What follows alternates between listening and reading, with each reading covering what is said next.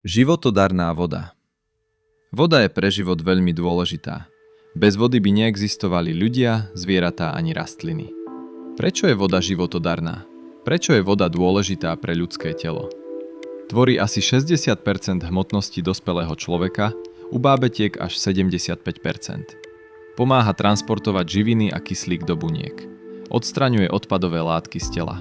Reguluje telesnú teplotu, napríklad potením.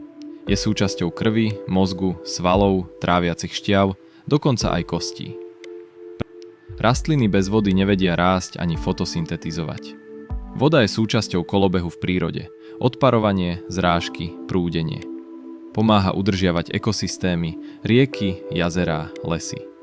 Kolobeh vody. Voda sa v prírode neustále pohybuje. Odparuje sa, mení sa na oblaky, potom prší alebo sneží a vracia sa späť na zem. Problémy s vodou. Voda sa znečisťuje odpadmi a chemikáliami. 2 miliardy ľudí na svete trpia nedostatkom pitnej vody. Znečistenie, sucho a klimatické zmeny ohrozujú vodné zdroje. Pitná voda nemusí byť vždy bezpečná. Môže obsahovať baktérie, vírusy či chemikálie. Ako môžeme vodu chrániť? Zatvárať kohútik, keď vodu nepotrebujeme? Sprchovať sa kratšie.